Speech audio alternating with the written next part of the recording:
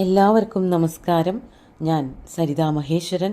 ഇന്ന് ശ്രീമദ് വാൽമീകി രാമായണത്തിൻ്റെ ബാലകാണ്ഡത്തിലെ 28ാമത്തെ സർഗത്തിൽ 16 മുതൽ 22 വരെയുള്ള ശ്ലോകങ്ങളാണ് നമ്മൾ പഠിക്കാൻ പോണത്.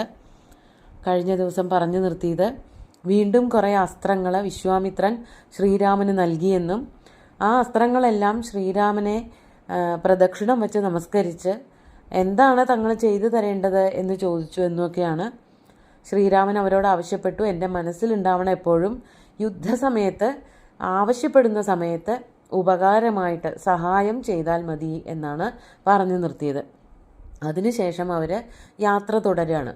അപ്പോൾ ദൂരത്ത് ഒരു കാട് കാണുന്നു. ഒരു കാടല്ല, തപോവനമാണ് കാണുന്നത്. അത് കണ്ടിട്ട് അതിനെ പറ്റിയിട്ടുള്ള ചോദ്യങ്ങളൊക്കെയാണ് ഇനി ഇന്നത്തെ ഈ ഒരു സർഗത്തിലെ ബാക്കി ഭാഗം. 22ാമത്തെ ശ്ലോകത്തോട് കൂടിയിട്ട് 28ാമത്തെ സർഗം അവസാനിക്കുകയാണ്. നമുക്ക് ആദ്യം 16ാമത്തെ ശ്ലോകം നോക്കാം. സചതാൻ രാഘവോ ജ്ഞാത്വാ വിശ്വാമിത്രം മഹാമുനിം ഗച്ഛന്നേവാഥ മധുരം ശ്ലക്ഷ്ണം വചനമബ്രവീത്. സച താൻ രാഘവ, സഹ രാഘവ, ആ രാഘവൻ, താൻ ജ്ഞാത്വാ, അവയെയൊക്കെ വേണ്ട വിധം മനസ്സിലാക്കിയിട്ട് അതിനുശേഷമാണ് ആ അസ്ത്രങ്ങളൊക്കെ അപ്രത്യക്ഷമായി പോയത്. അവിടെ വെച്ചിട്ട് ആ ഒരു സന്ദർഭം തീരാണ്. അതിനുശേഷം പറയാണ് വിശ്വാമിത്രം മഹാമുനിം, വിശ്വാമിത്രൻ മഹാമുനിയായിട്ടുള്ള വിശ്വാമിത്രനോട് കൂടിയിട്ട് സഞ്ചരിക്കുകയാണല്ലോ. അങ്ങനെ സഞ്ചരിക്കുന്നതിനിടയ്ക്ക് ഗച്ഛന്നേവാ, സഞ്ചരിക്കുന്നവനായ ആ രാമൻ മധുരം ശ്ലക്ഷ്ണം വചനം അബ്രവീത്, വിശ്വാമിത്ര മുനിയോട് ഇപ്രകാരം വളരെ മധുരമായിട്ടുള്ള വളരെ വ്യക്തമായിട്ടുള്ള ഒരു ചോദ്യം ചോദിക്കുകയാണ്. ശ്രീരാമനും ലക്ഷ്മണനും ഒരുമിച്ച് നടക്കുകയാണ്. അവർ രണ്ടുപേരും മുമ്പിൽ വരുന്നതായിട്ടുള്ള ഒരു തപോവനം കാണുകയാണ്. അത് കണ്ടുകൊണ്ട് വിശ്വാമിത്രനോട് ചോദിക്കുകയാണ്. എന്താണ് ചോദിക്കണത്? 17ാമത്തെ ശ്ലോകം നോക്കാം. കിമേതൻ മേഘസങ്കാശം പർവതസ്യ വിദൂരത വൃക്ഷഖണ്ഡമിതോ ഭാതി പരം കൗതൂഹലം ഹിമേ. കിമേതത് മേഘസങ്കാശം വൃക്ഷഖണ്ഡം, ഇതേതാണ്? ദൂരെ കാണുന്ന ഒരു മേഘം പോലെയുള്ളതായൊരു വൃക്ഷത്തോപ്പ്, നിറച്ചു മരങ്ങൾ നിൽക്കണ ഒരു ഭൂപ്രദേശം. കാടാണെന്ന് മുഴുവനായിട്ടും അതിനെ പറയാൻ പറ്റില്ല. വലിയ വലിയ മരങ്ങൾ കൂടി നിൽക്കുന്നു. പർവ്വതത്തിൻ്റെ സമീപത്തായിട്ട് അങ്ങനെ ഒരു വൃക്ഷഖണ്ഡം അല്ലെങ്കിൽ വൃക്ഷഷണ്ഡം രണ്ടുമുണ്ട്. ഷണ്ഡം എന്ന് പറഞ്ഞാലും തോപ്പ് എന്നാണ് അർത്ഥം. പ്ലാന്റേഷൻ എന്നൊക്കെ പറയണതിനെയാണ് ഷണ്ഡം എന്ന് പറയണത്. വാഴത്തോപ്പ് എന്നൊക്കെ പറയുമ്പോൾ അവിടെ ആ വാക്കാണ് ഷണ്ഡം എന്നുള്ള ആ വാക്കുകൊണ്ട് ഉദ്ദേശിക്കുന്നത്. ഇവിടെ ഖണ്ഡം എന്ന് പറഞ്ഞാൽ ഒരു ഭാഗം എന്നുള്ള അർത്ഥത്തിലാണ് പറയണത്. വൃക്ഷങ്ങൾ നിറഞ്ഞു നിൽക്കുന്നതായ ഒരു മേഘം ഇങ്ങനെ താഴത്തേക്ക് വന്ന് നിൽക്കുന്നതാണോ എന്ന് തോന്നുന്ന വിധത്തിൽ അത്രയ്ക്ക് ഇരുട്ടുള്ള ശ്യാമവർണ്ണമായ മരങ്ങൾ കൂടി നിൽക്കുമ്പോൾ ഒരു ഇരുട്ടാണല്ലോ തോന്നുക. അപ്പുറത്ത് എന്താണ് അല്ലെങ്കിൽ ഉള്ളിൽ എന്താണെന്നൊന്നും കാണാൻ പറ്റില്ല. അങ്ങനെ ഇരുട്ട് മൂടിയതായിട്ടുള്ള ഒരു പ്രദേശം ഇതാ ഞാൻ ഇവിടെ നിന്ന് കാണുന്നുണ്ടല്ലോ. ഇതോ ഭാതി, ഇവിടെ നിന്ന് നോക്കുമ്പോൾ ഇങ്ങനെ തെളിഞ്ഞ് കാണാനുണ്ട്, പർവ്വതത്തിൽ നിന്ന് അധികം ദൂരമല്ലാതെ. പരം കൗതൂഹലം ഹിമേ തജ്ഞാതും, അതെന്താണ് എന്നറിയാൻ എൻ്റെ മനസ്സിൽ വലിയൊരു ആകാംക്ഷ, വലിയൊരു മോഹം തോന്നുന്നു, ഒരു കൗതുകം തോന്നുന്നു. എന്താ അത്, അല്ലെങ്കിൽ ഏത് സ്ഥലമാണത്, ഇങ്ങനെ ഒരു തോട്ടമുണ്ടോ എന്നൊക്കെ ചോദിക്കുകയാണ്. അപ്പോൾ അതിൻ്റെ കുറച്ചും കൂടി വർണ്ണനകളാണ് 18ാമത്തെ ശ്ലോകത്തിൽ.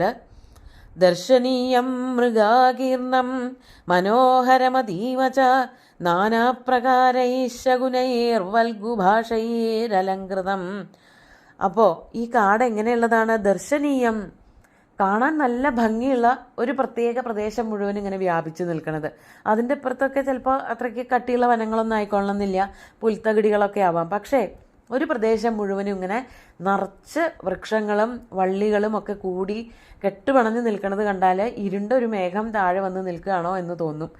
ആ സ്ഥലം ഏതാണെന്ന് അറിയാൻ നല്ല ആഗ്രഹമുണ്ട്. അവിടെ നിറച്ച് പക്ഷികളും മൃഗങ്ങളൊക്കെ ഉണ്ടെന്ന് ഇവിടെ നിന്ന് നോക്കുമ്പോൾ തന്നെ തോന്നുകയാണ്. അതാണ് ദർശനീയം, കാണാൻ സുന്ദരമായിട്ടുള്ളതും. മൃഗാകീർണം, മാനുകളും അതുപോലെ തന്നെ മറ്റു മൃഗങ്ങളും എല്ലാ തരത്തിലുള്ള വന്യജീവികളുമൊക്കെ ഉള്ളതും. അതീവ മനോഹരം, മനസ്സിനെ ഹരിച്ചു കൊണ്ടുപോകുന്നതും അത്രയ്ക്ക് സുന്ദരമായിട്ടുള്ള ആ കാട്. അവിടെ നിന്ന് പക്ഷികളുടെ ചിലപ്പ് വരെ ഇങ്ങോട്ട് കേൾക്കാനുണ്ട്. അതാണ് നാനാപ്രകാരൈഹി ശകുനൈഹി, പലതരത്തിലുള്ള പക്ഷികളുടെ ശബ്ദങ്ങൾ, ഒച്ചകൾ കേൾക്കുന്നതുമായിട്ടുള്ള വൽഗുഭാഷയിലലങ്കൃതം. വൽഗു എന്ന് പറഞ്ഞാൽ ഇങ്ങനെ കൊഞ്ചി കൊഞ്ചി പറയണ അവരുടെ ശബ്ദം ഉണ്ടല്ലോ. ചിലതിങ്ങനെ കൂക്കുന്ന പോലെയാവും, ചിലതിങ്ങനെ കിലി കിലി എന്നൊക്കെ ഒച്ച ഉണ്ടാക്കണ പോലെയാവും. തത്തകൾ, പ്രാവുകൾ, ഇങ്ങനെ പല ശബ്ദങ്ങളാണ്. പല പക്ഷികൾക്കും പല ശബ്ദങ്ങളാണ്. അതൊക്കെ അധികം ദൂരെയല്ല ഈ കാട് എന്നുള്ളത്. അവിടെ നിന്ന് അതുകൊണ്ട് തന്നെ അവിടെ നിന്ന് കേൾക്കാനുണ്ട്. അപ്പോൾ അതൊക്കെ കൂടി കണ്ടിട്ടും കേട്ടിട്ടും എൻ്റെ മനസ്സ് വല്ലാതെ ആ ഒരു കാടിൻ്റെ സൗന്ദര്യത്തിൽ അലിഞ്ഞു ചേരുന്നു. അല്ലയോ മഹാമുനെ, അങ്ങ് പറഞ്ഞു തന്നാലും ഇതേത് ഭാഗമാണ്, ഇതേത് കാടാണ്? മാത്രമല്ല, നിസ്സൃതാസ്മ മുനിശ്രേഷ്ഠ കാന്താരാത് രോമഹർഷണാത് അനയാത്വവഗച്ഛാമി ദേശസ്യ സുഖവത്തയാ. നമ്മൾ ഇപ്പോൾ താടകാവനത്തിൽ നിന്ന് പുറത്തേക്ക് വന്നുല്ലോ. താടകാവനം എന്ന് പറഞ്ഞാൽ അതിഭീകരമായിട്ടുള്ള കാടാണ്. മനുഷ്യവാസം ഒട്ടും ഇല്ലാത്തത്. താടകയെ വധിച്ചു കഴിഞ്ഞു, ഇനി മനുഷ്യവാസമൊക്കെ ഉണ്ടായിക്കോളും. അപ്പോൾ അതിന് മുമ്പേ ഉണ്ടായിരുന്ന ഒരവസ്ഥ, അതിൽ കൂടെ സഞ്ചരിക്കുമ്പോൾ തോന്നിയേക്കണത്, അല്ലെങ്കിൽ അത്ര നേരം കൊണ്ട് തോന്നിയത് ഒരു ഭീതിതമായിട്ടുള്ളൊരവസ്ഥ കാട്ടിലുണ്ടെന്നാണ്. ഇപ്പം അങ്ങനെയല്ല, അത് മാറിയിട്ടുണ്ടാവും. എന്നാലും ആ രോമഹർഷണമായിട്ടുള്ള പേടി കൊണ്ട് ശരീരത്തിൽ രോമാഞ്ചമുണ്ടാക്കം വിധത്തിലുള്ളതായ കാട്ടിൽ നിന്ന് നമ്മളിപ്പോൾ പുറത്തേക്ക് കടന്നുല്ലോ, അതിൻ്റെ ഒരു സുഖവും ഞാൻ അനുഭവിക്കുന്നുണ്ട്. അതാണ് അനയാത്തു അവഗച്ഛാമി ദേശസ്യ സുഖവത്തയ. ഇപ്പോൾ ആ കാട് കാണുമ്പോൾ ഉണ്ടാകുന്ന ഒരു ആനന്ദം, സുഖം, അതെന്താണ് എന്നൊക്കെ എനിക്ക് മനസ്സിലാക്കാൻ സാധിക്കുന്നുണ്ട്. ഇവിടെ നിന്ന് നോക്കുമ്പോൾ തന്നെ അതിൻ്റെ സൗന്ദര്യവും സുഖവും ഒക്കെ മനസ്സിൽ അനുഭവപ്പെടുന്നുണ്ട്. അപ്പോൾ തൊട്ടു മുമ്പേ കടന്നു പോകുന്നതായ കാടിൻ്റെ ഒരു ഭീകരമായിട്ടുള്ള രൂപവും അത് കഴിഞ്ഞ് കടന്ന് വരുന്നതായിട്ടുള്ള അതിസുന്ദരമായിട്ടുള്ള ഒരു തപോവനവും, അത് നേരത്തെ കടന്നു പോയതൊരു കാടാണ്, ഇത് കാടെന്ന് പറയാൻ പറ്റില്ല, ഒരു തപോവനമാണ്, ആശ്രമമാണ്. അതേതാണ് എന്നറിയാനാണ് എൻ്റെ മനസ്സിൽ കൗതൂഹലം എന്ന് ശ്രീരാമൻ പറയാണ്. എന്നിട്ട് വിശ്വാമിത്രനോട് പറയാണ്, സർവം മേ ശംസ ഭഗവൻ കസ്യാശ്രമപദം ത്വിദം സംപ്രാപ്ത യത്ര തേ പാപ ബ്രഹ്മഘ്നാ ദുഷ്ടചാരിണ. അടുത്ത ശ്ലോകം കൂടി പറയാം. തവ യജ്ഞസ്യ വിഘ്നായ ദുരാത്മാനോ മഹാമുനെ ഭഗവംസ്തസ്യ കോ ദേശ സാ യത്ര തവ യാജ്ഞികീ. സർവം മേ ശംസ, എനിക്കെല്ലാം പറഞ്ഞു തരൂ. ഈ കാടിനെ പറ്റിയിട്ടും അവിടെ താമസിക്കുന്നവരെ പറ്റിയിട്ടും ഒക്കെ എനിക്ക് വിസ്തരിച്ച് പറഞ്ഞു തരണം. കസ്യ ഇതം ആശ്രമപദം, ഈ ആശ്രമം, ഈ തപോവനം ആരുടേതാണ്? ഇപ്പോഴും വളരെ ഭംഗിയായിട്ട് കൊണ്ടു നടക്കുന്നതായ ഈ വനപ്രദേശം, ഈ തപോവനം, ആരാണ് അവിടെ തപസ്സനുഷ്ഠിക്കുന്നത്? എന്നിട്ട് അതുപോലെ തന്നെ പറയാണ്, സംപ്രാപ്ത യത്ര തേ പാപാഹ ബ്രഹ്മഘ്നാഹ ദുഷ്ടചാരിണ. നമ്മൾ എത്തിച്ചേർന്നിരിക്കുന്നോ, അങ്ങയുടെ ആശ്രമത്തിലേക്ക് നമ്മൾ വന്നുവോ? എത്ര, എവിടെയാണോ പാപം ചെയ്യുന്നവരും ബ്രാഹ്മണരെ കൊല്ലുന്നവരുമായിട്ടുള്ള ദുഷ്ടചാരികൾ ഉള്ള പ്രദേശമാണോ ഇത്? ഇവിടെ തന്നെയാണോ അങ്ങയുടെ ആശ്രമപദം? അവിടേക്കാണോ നമ്മൾ എത്തിച്ചേർന്നിരിക്കുന്നത്? തവ യജ്ഞസ്യ വിഘ്നായ ദുരാത്മാനോ മഹാമുനെ, അല്ലയോ മഹാമുനിയായിട്ടുള്ള വിശ്വാമിത്ര, അങ്ങയുടെ യജ്ഞത്തിന് വിഘ്നമുണ്ടാക്കുന്നതിനായിട്ട് ദുരാത്മാക്കൾ വരുന്നുണ്ടെന്ന് പറഞ്ഞുല്ലോ, അത് അവരൊക്കെ വരണ സ്ഥലം തന്നെയാണോ ഇത് എന്നാണ് ചോദിക്കണത്. ഭഗവംസ്തസ്യ കോ ദേശ, അതുകൊണ്ട് ഈ ഒരു ദേശം അതോ അങ്ങയുടെ ആശ്രമമല്ലേ, വേറെ ഏതെങ്കിലും പ്രദേശമാണോ? ഇതൊക്കെ എനിക്ക് അങ്ങ് പറഞ്ഞു തന്നാലും. മാത്രമല്ല, സാ യത്ര തവ യാജ്ഞികി, തവ യാജ്ഞികി ദേശ, അങ്ങ് യാഗം ചെയ്യുന്നതായിട്ടുള്ള പ്രദേശം ഇത് തന്നെയാണോ, അതോ ഇതിനടുത്ത വല്ല ഭാഗങ്ങളാണോ? ഏതൊക്കെ ആയാലും എന്നോടെല്ലാം വിസ്തരിച്ച് പറഞ്ഞു തരണം. എനിക്ക് ഈ സ്ഥലങ്ങൾ അറിയാൻ, ഏതാണെന്നറിയാൻ വലിയ ആഗ്രഹമുണ്ട്. എന്നിട്ട് അടുത്ത ശ്ലോകം കൂടി, 22ാമത്തെ ശ്ലോകം കൂടി നോക്കാം. രക്ഷിതവ്യാ ക്രിയാ ബ്രഹ്മന്മയാ വധ്യാശ്ച രാക്ഷസാ ഏതത് സർവം മുനിശ്രേഷ്ഠ ശ്രോതുമിച്ഛാമ്യഹം പ്രഭോ. അങ്ങനെ പാപികളും രാക്ഷസന്മാരും യാഗം നശിപ്പിക്കുന്നവരും ഒക്കെ അവിടെ വരുന്നുണ്ടെങ്കിൽ അവരെയൊക്കെ വധിക്കേണ്ടത് എൻ്റെ ചുമതലയല്ലേ? അതാണ് രാക്ഷസാഹ മയാ വധ്യാഹ. ബ്രഹ്മൻ, അല്ലയോ ബ്രഹ്മർഷേ, രാക്ഷസന്മാരെ വധിക്കേണ്ടത് എൻ്റെ ചുമതലയാണ്. മാത്രമല്ല, ക്രിയാ രക്ഷിതവ്യ, യാഗാദിക്രിയകളൊക്കെ അങ്ങനെ രക്ഷിക്കപ്പെടേണ്ടതുമാണ്.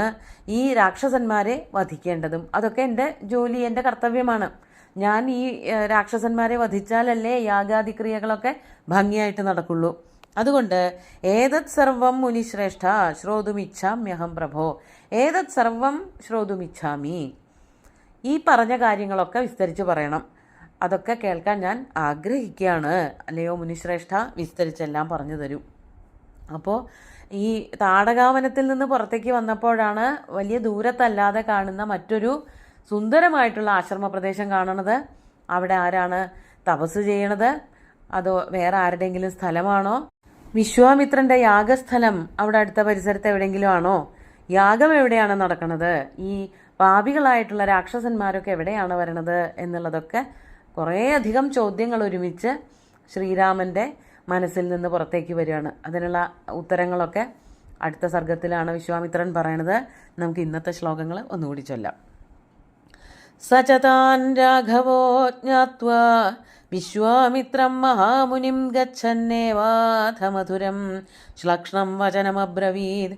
കിമേതന്മേഘസങ്കാശം പർവതസ്യാവിദൂരത വൃക്ഷഖണ്ഡമിതോ ഭാതി പരം കൗതൂഹലം हि मे ദർശനീയം മൃഗാകീർണം മനോഹരമതീവ ച നാനാപ്രകാരൈः ശകുനൈः വൽഗുഭാഷൈരലങ്കൃതം നിസ്സൃതാസ്മ മുനിശ്രേഷ്ഠ കാന്താരാദ്രോമഹർഷണാത് അനയാ ത്വവഗച്ഛാമി ദേശസ്യ സുഖവത്തയാ സർവം മേ ശംസ ഭഗവൻ കസ്യാശ്രമപദം ത്വിദം സംപ്രാപ്താ യത്ര തേ പാപാ ബ്രഹ്മഘ്നാ ദുഷ്ടചാരിണ തവ യജ്ഞസ്യ വിഘ്നായ ദുരാത്മാനോ മഹാമുനെ ഭഗവംസ്തസ്യ ഗോദേശ സാ യത്ര തവ യാജ്ഞികീ രക്ഷിതവ്യാ ക്രിയാ ബ്രഹ്മൻ മയാ വധ്യാശ്ച രാക്ഷസാ ഏതത് സർവം മുനിശ്രേഷ്ഠ ശ്രോതുമിച്ഛാമ്യഹം പ്രഭോ.